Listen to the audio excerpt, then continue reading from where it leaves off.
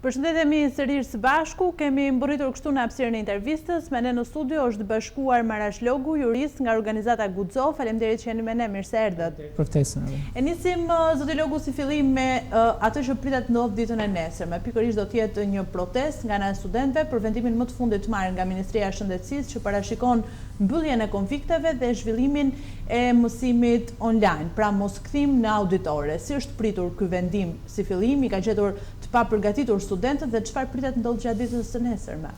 Po, e the drejt, në fakt ky vendim ishte i papritur dhe sigurisht që gjithë studentët i ka gjetur të papërgatitur, pasi në datën 29 shtator Ministria e Arsimit kishte nxjerrë një urdhër që lajmëronte fillimin e vitit të ri akademik në datën 2 nëntor dhe nuk kishte asnjë lloj arsye për të mos menduar që kjo vendimarrje e Ministrisë së Arsimit ishte konsultuar me Komitetin Teknik të Ekspertëve pranë Ministrisë së Shëndetësisë dhe ata kishin dhënë po themi dakordsinë e tyre për fillimin e vitit të ri akademik në 2 nëntor. Nga ana tjetër, vetëm 3-4 ditë përpara fillimit të vitit të ri akademik, zonja Rackolli, e cila është kryetare e Komitetit Teknik të Ekspertëve dhe njëkohësisht zëvendës ministre e Shëndetësisë, njoftoi që gjithë mësimi do kaloj online për të paktën një muaj dhe më pas do merret një vendimarrje e dytë. Në fakt, të gjithë studentët të cilët jetojnë në rrethe, por edhe studentët të cilët jetojnë në Tiranë kishin bërë përgatitjet për fillimin e vitit të ri akademik. Konkretisht studentët që jetojnë në rrethe kishin ardhur, kishin paguar qirat e konvikteve ose qirat e apartamenteve dhe në fakt këtë vit qiradhënësit duke pasur parasysh faktin që mund sërish të kishin mbyllje dhe studentët mund të largoheshin, kanë kërkuar në shumicën e rasteve parapagim qiran për 3 muaj deri në 6 muaj.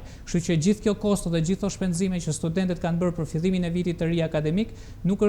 dihet dhe nuk është marrë asnjë po themi vendim se si do kompensohen ose do mbulohen, të cilat rëndojnë në buxhetin e familjeve të studentëve. Nga ana tjetër, siç e ndoqet, ka ndërmjet vetë Ministrisë së Arsimit dhe Ministrisë së Shëndetësisë ka një mungesë rakordimi dhe një mungesë dakordësie sa i përket të paktën studentëve të vitit të parë. Sidomos studentët e vitit që fillojnë për herë të parë studimet e larta kanë krejtësisht të paqartë se si do zhvillohet mësimi dhe si do procedohet, pasi ata nuk njohin as mënyrën se si funksionojnë leksionet dhe seminaret, nuk njohin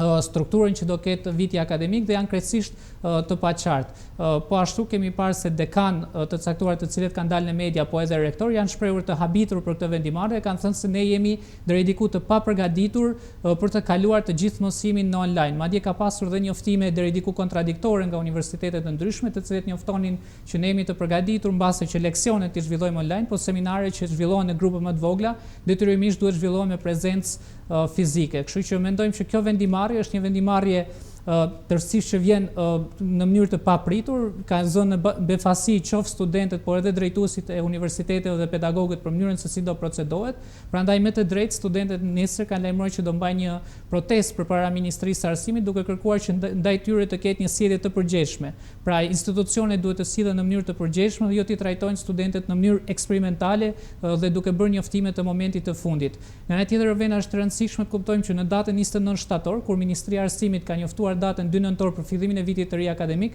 e ka ditur cila është situata. Pra, Komiteti Teknik e Ekspertëve kishte parashikuar që në muajin e vijim do kishim një shtim të rasteve dhe asgjë re nuk ka ndodhur. Nga momenti që është njoftuar fillimi i vitit të ri akademik, nuk kemi pasur zhvillime të reja, të cilat të kenë diktuar, po themi, Komitetin Teknik të Ekspertëve për të marrë vendimarrje të ndryshme nga ajo që ishte marrë më përpara. Kemi patur shifra më të larta të raportuara. Presupozohet që janë pikërisht këto shifra alarmante deri në një farë mënyre. Kemi patur edhe hapjen e spitalit COVID-3, mbushje të spitaleve COVID-1, COVID-2, ndoshta për shkak të këtyre raportimeve ka ardhur edhe ky vendim apo jo? Po kjo pritej. Domethënë, unë me profesion jam jurist dhe sigurisht që nuk kam ekspertizë në fushën e mjekësisë, po kjo pritej. Pra nga gjitha njoftimet që ne kemi pasur nga Komiteti Teknik i Ekspertëve, qoftë nga Instituti i Shëndetit Publik dhe nga Ministria e Shëndetësisë, është thënë që në periudhën e vjeshtës do ketë një valë të dytë të përhapjes së Covidit dhe do ketë shtim të raste. Pra nuk ishim në një situatë të papritur, pritej që të kishte një shtim të raste dhe pritej që të shtohej numri i personave të infektuar ose të prekur nga Covidi. Kështu që edhe ju gjykoni që menaxhimi do duhet të ishte ndryshe apo jo? Menaxhimi duhet të ishte ndryshe, duhet kishte pasur konsultim dhe rakordim ndërmjet Ministrisë së Arsimit dhe Ministrisë së Shëndetësisë, duke qenë se të dyja po them janë struktura qeveritare, duhet kishte pasur një vendimarrje që të vinte në kohë. Nuk duhet që në momentin e fundit studentët, pedagogët dhe drejtuesit të universiteteve të njoftoshin që gjithë mësimi do kalojë online, por duhet të bëjë ky njoftim në një kohë që t'u jepte mundësi të gjithëve të përshtateshin. vetë universitetet jam i bindur që mund përgatiteshin për studentët e vitit parë, mund përgatisin manuale,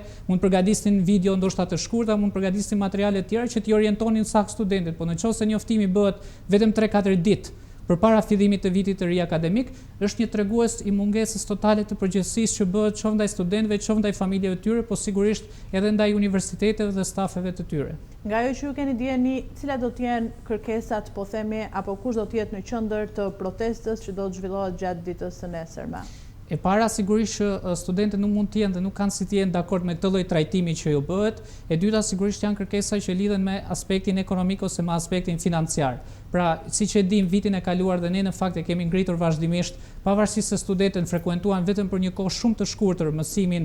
me prezencë fizike dhe gjithë pjesa tjetër e mësimit kaloi online, që ka pasur shumë probleme, që është e vërteta, ata kanë paguar tarifen e plotë të studimeve. Kështu që njëra ndër, po themi, kërkesat sigurisht që lidhet edhe me rishikimin e tarifave të studimeve për t'u lehtësuar, po themi, një barë të dyfish që ju krijohet familjeve. Nga ana tjetër, studentët që kanë paguar qirat e konvikte dhe apartamenteve duan një zgjidhje se si,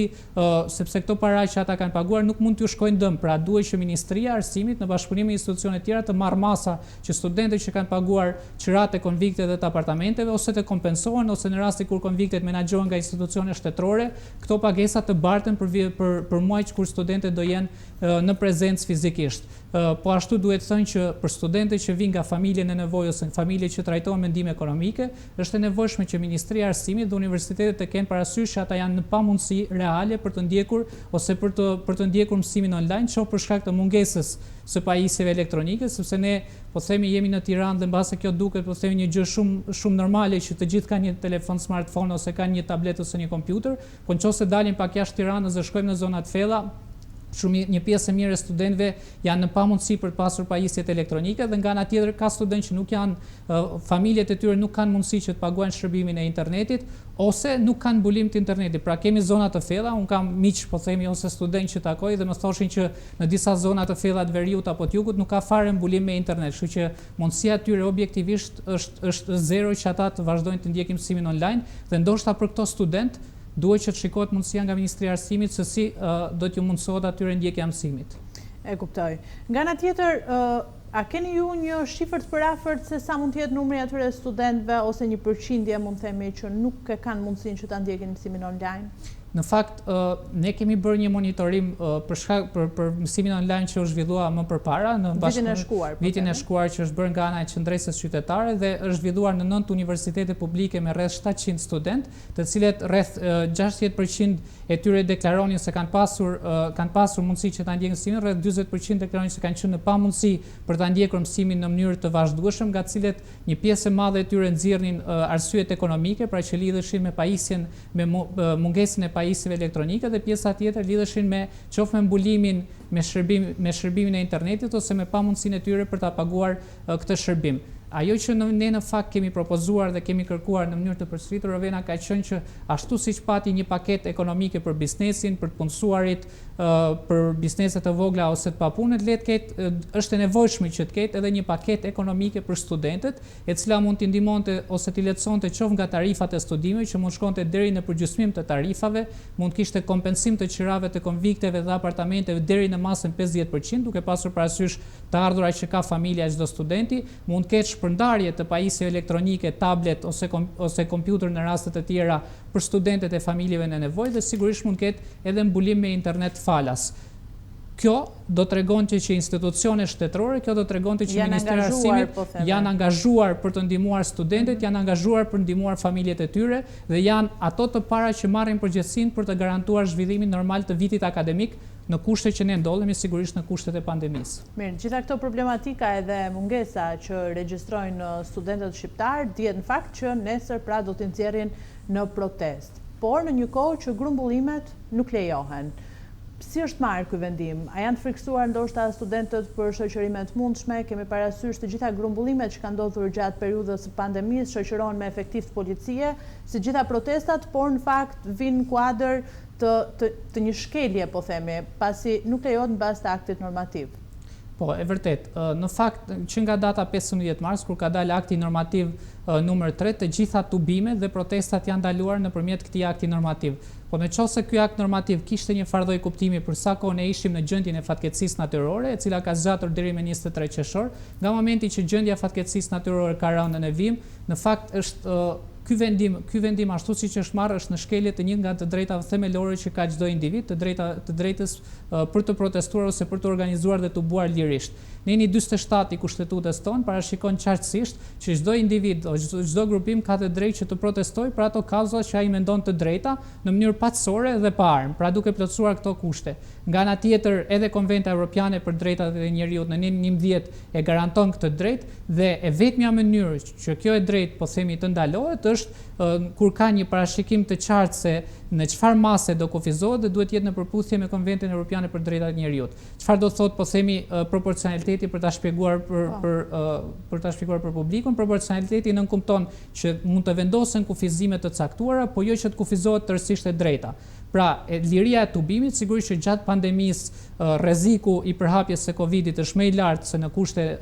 kushte të tjera ose në kushte normale, kështu që është e kuptueshme që qeveria gjithmonë duke garantuar këtë të drejtë mund ta lejonte atë duke respektuar disa masa, siç mund të ishte distanca fizike, pra duhet ju kërkojë organizatorëve të tubimit që protestuesit të respektojnë distancën fizike, mund t'ju kërkojë që të ishin të pajisur me maska dhe çdo lloj mase tjetër që do vlerësojë nevojshme. Por mohimi krejtësisht ose ndalimi plotësisht i lirisë së tubimit dhe drejtës për protestuar është sigurisht në shkelje të drejtave të njerëzit dhe është sigurisht në shkelje të Kushtetutës. Nga ana tjetër, ne në fakt po shohim që çdo ditë aplikohet një standard i dyfisht, sepse ndërkohë që shohim çdo ditë grumbullime, takime elektorale, qoftë të kryeministrit, të kryetarit të Bashkisë Tiranë apo edhe të grupimeve të tjera politike, të cilat sigurisht kanë grumbullim njerëzish. Nga ana tjetër ndalohen protestat, të cilat ne kemi parë disa protesta, siç ka qenë për shembull protesta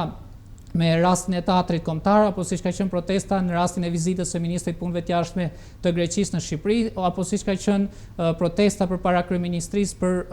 detyrimin që kanë gjithë qytetarët për mbajtjen e maskës, të cilat kanë qenë protesta me një numër, po themi modest protestuessh. Pra nuk kemi pasur grumbullime masive me numër shumë të lartë njerëzish, që aty risku do ishte shumë i lartë, por kemi pasur një numër të caktuar njerëzish, kur në fakt Asambleja Përgjithshme ose Asambleja Kombëtare e Partisë Socialiste që u mbajt përpara disa ditësh ka pasur shumë herë më shumë njerëz se sa që kanë pasur këto protesta dhe ai është një aktivitet që u lejua. Në gjitha rastet kur ka pasur protesta, policia ka ndërhyrë, ka shpërndarë me dhunë protesten, ka arrestuar pjesëmarrësit dhe ka proceduar penalisht organizatorët. Ndërkohë në rastin kur kemi takime elektorale të kryeministrit apo të kryetarit të Bashkisë Tiranë, policia jo vetëm nuk ndërhyn, jo vetëm nuk procedon organizatorët, por kujdeset për mbarvajtjen e aktivitetit. Ky standard i dyfisht na bën ne të mendojmë që qëllimi i vërtet nuk është mbrojtja nga parandalimi, mbrojtja nga përhapja e COVID-19, por qëllimi i vërtet është që ndalohet, po themi, çdo përpjekje që mund bëjnë qytetarët për të reaguar në një formë që është tërësisht demokratike. Kudo në botë, në fakt, e drejta për të protestuar është e mbrojtur dhe është e lejuar.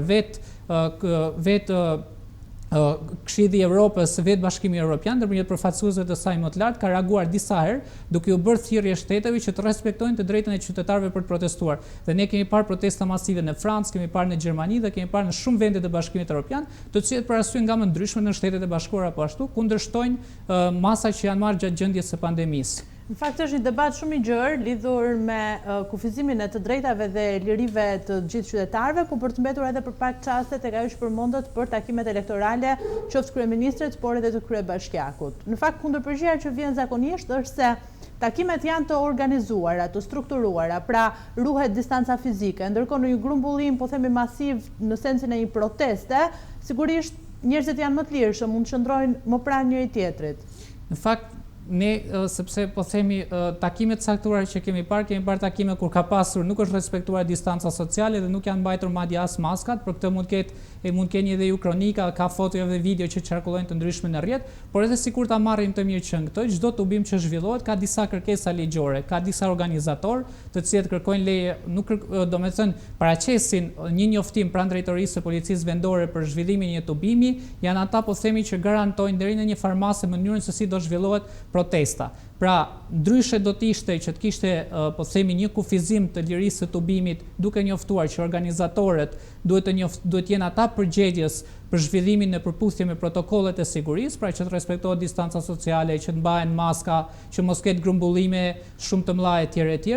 Ndryshe është që kjo e drejtë të kufizohet tërësisht. Pra unë sot, në qoftë se dua, po themi si organizator, të organizoj një protestë për çfarëdo lloj arsye qoftë, mund të bëja një njoftim pranë drejtorisë së policisë dhe ta merrja unë përgjegjësinë që njerëzit do respektonin, po themi, distancën sociale dhe nga ana tjetër do mbanin maskë. Po kjo sot është tërësisht e pamundur. Pra edhe në qoftë se ke 10 njerëz të cilët rrin nga 10 metra larg njëri tjetrit, janë jo me një maskë, po me nga 2 maska, në çdo rast policia do ndërhynte dhe do i shpërndante me dhunë dhe do arrestonte qoftë pjesëmarrësit, qoftë do procedonte penalisht organizatorët. Pra është ndaluar tërësisht, nuk kemi të bëjmë thjesht me një kufizim të caktuar i cili është deri diku i kuptueshëm në kushtet, po themi, që ne jemi të pandemisë. Pra nuk ka, po themi, një lloj mirëmenaxhimi. Nuk ka një balans, nuk ka një balans, po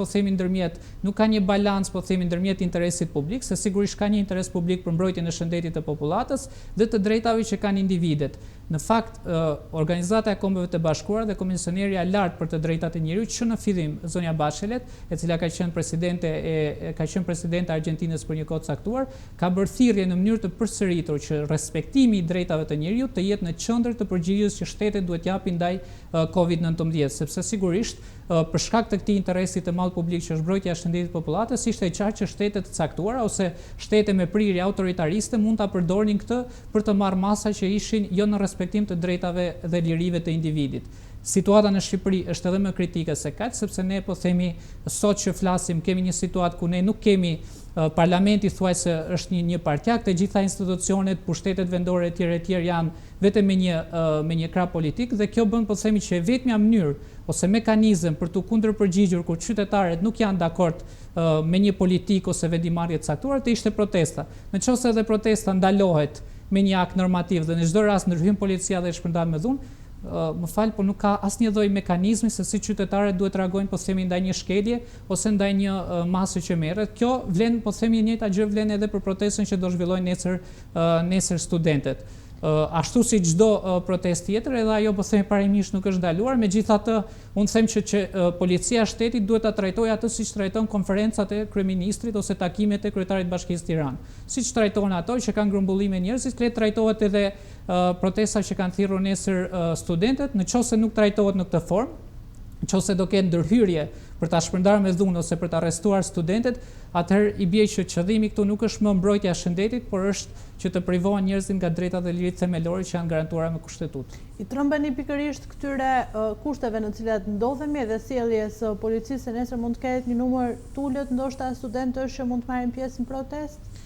Numri i ulët ndoshta mund shpjegohet me shumë faktorë, mund shpjegohet edhe me faktin unë pres dhe shpresoj shumë që të ketë po themi një pjesëmarrje të rëndësishme të studentëve të konsiderueshme, po numri i ulët ndoshta mund shpjegohet edhe me faktin që një pjesë e madhe e studentëve janë akoma nëpër rrethe ose për shkaqe të ndryshme edhe nga frika që mund kenë po themi për familjet e tyre. Unë personalisht do të jem nesër përpara Ministrisë së Arsimit dhe i bëj thirrje çdo studenti që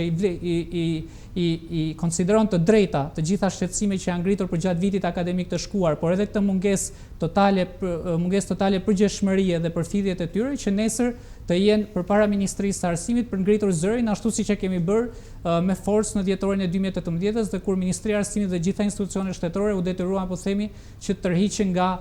sjellja arrogante dhe krejtësisht e papërfillshme që kishin ndaj studentëve. Keni një agjendë se si do të funksionojë protesta nesër apo do të ketë thjesht një ndalesë para Ministrisë së Arsimit? Çfarë do të thotë? Nuk ka po themi nuk ka një agjendë të caktuar, nuk ka po themi fjalime etj, do ketë një grumbullim të studentëve përpara Ministrisë së Arsimit për ngritur zërin për këto kauza që ata po themi kanë konsideruar të drejta, secili student ka të drejtën e tij që të thotë fjalën e tij dhe nuk ka po themi gjëra të paravendosura ose të paracaktuara. Ndërkohë sa i përket pikërisht çështjes së konvikteve, ka qenë ajo edhe më problematike po themi, duke patur parasysh se një numër i konsiderueshëm i studentëve jetojnë jashtë Tiranës. A ka një përgjigje nga ana e drejtorisë konvikteve se si do të funksionojë nëse do të mbarten pra këto tarifa për t'i patur më vonë dhe më thatë edhe pak më parë që në lidhje me apartamentet, me shtëpitë që merren me qera ka patur problematik pasi pjesa më e madhe e pronarëve kanë kërkuar disa muaj para pagesë, apo jo? Unë jo më larg se dje kam pasur mundësi të takoj po themi studentë të ndryshëm, të cilët më kanë thënë që jetojnë po themi në rrethe jashtë Tiranës dhe më kanë thënë që ne kemi paguar 3 muaj paradhënie, 6 muaj, 5 muaj etj, sepse qiradhënësit të refuzonin që të na jepnin apartamentin me qira, duke thënë me të drejtë, mbase që fakti që jemi në situatën e pandemisë, ju e merrni sot dhe nesër mund të largoni dhe ne po themi do na duhet pastaj që gjejmë një qiramarrës të ri e kështu me radhë. Kështu që ka student po themi të cilët studentë një pjesë e madhe atyre që kanë marrë shtëpi me qira rishtazi, sidomos të viteve të para të cilët kanë ardhur për herë të parë po themi në Tiranë, që kanë paguar paradhënie disa muaj dhe kjo është një gjë po themi lehtësisht e verifikueshme sepse studentët janë aty dhe Ministria e Arsimit bashkë me institucionet e tjera duhet të ofrojë një zgjidhje dhe duhet gjejë një zgjidhje për këta studentë. Pra qoftë ju kompensoj vlerën e qiras, qoftë po themi të angazhohet një mekanizëm që këto muaj të mbarten për muajt në vim, apo se si po themi do zhvillohet, sepse realisht pandemia sigurisht që ka prekur po themi ekonominë në tërësi, po ka prekur ekonominë e familjeve, shumë familje ose shumë prindër kanë humbur vendet e punës ose të ardhurat e tyre janë reduktuar, ka studentë të cilët kanë humbur vendet e tyre të punës ose të ardhurat janë reduktuar, sepse siç e dini studentët në pjesën më të madhe punojnë në fushën e shërbimeve, bare, restorante ose call center, të cilat për një periudhë shumë të gjatë qëndruan të mbyllura dhe kjo solli që po themi edhe këta studentë të humbin vendet e tyre të punës. Edhe pas rihapjes, pjesa më e madhe e bizneseve ose kompanive që punësojnë student kanë funksionuar me stafe të reduktuara, që ka bërë që një pjesë e madhe e studentëve që mbulojnë vetë shpenzimet e studimeve të tyre të gjendeshin në situatë shumë të vështirë ekonomike. Sa i përket situatës së konvikteve, sigurisht ka qenë po themi një problematikë dhe mënyra se si do menaxhoj po themi pandemia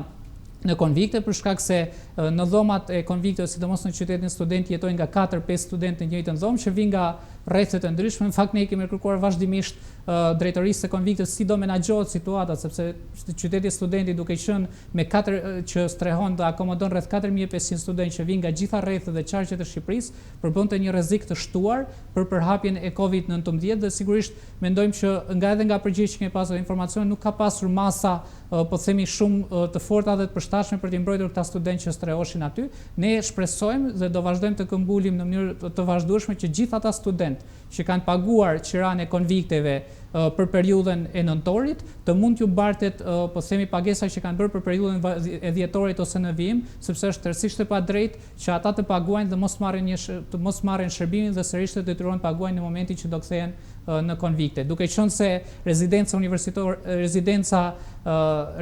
universitare e qytetit studentit menaxhohet nga Këshilli Bashkiak i Tiranës, pra nga një institucion shtetëror, është tërësisht e mundshme që institucioni të marrë masa për t'ju lehtësuar këtë barë të paktën studentëve. Besoni ju vërtet se kërkesat tuaja qoftë për mekanizëm pra për ngrirje të qerave, por edhe ndoshta për ndërtimin e një mekanizmi për çështjen e pakesës së qerave të apartamenteve mund të marrë vërtet zgjidhje? Ne do përpiqemi dhe do bëjmë maksimumin ton. Do jemi në protestë nesër, do ngrejmë zërin në mënyrë të vazhdueshme për këtë çështje, ashtu siç kemi bërë edhe për çështje të tjera më përpara. Zëri i studentëve është dëgjuar fort në dhjetor të 2018-s dhe mbas është koha që zëri i studentëve të dëgjohet fort për shqetësimet të cilat vazhdojnë të mbeten të pazgjidhura, sepse edhe në atë kohë u bën shumë premtime, u bë pakti për universitetin, i cili në fakt më shumë ka ngelur premtimin në letër se sa zbatim konkret dhe ne kemi shumë problematika që vazhdojnë të mbeten të pazgjidhura, por besojmë që bashkimi i gjithë studentëve për shqetësime reale të cilat ata i kanë, pra thjesht dhe vetëm për shqetësimet të cilat ata i mbartin në përditshmërinë e tyre, do bëjë që qoftë Ministria e Arsimit, qoftë universitetet, po gjitha institucionet shtetërore të jenë më të kujdesshëm, të jenë më të vëmendshëm dhe të dëgjojnë më me përgjegjësish zërin e studentëve. Është krejtësisht e papranueshme që në momentin e fundit të merren vendime siç ishte vendimi për të kaluar gjithë mësimin online vetëm 4-5 ditë përpara fillimit të vitit të ri akademik. E kuptoj. Zoti Logun, ju falenderoj shumë që ishit në studion tonë për gjitha informacionet që ndat me ne. Faleminderit. Të nderuar teleshikues, do të shkëputemi këtu për pak minuta publicitet.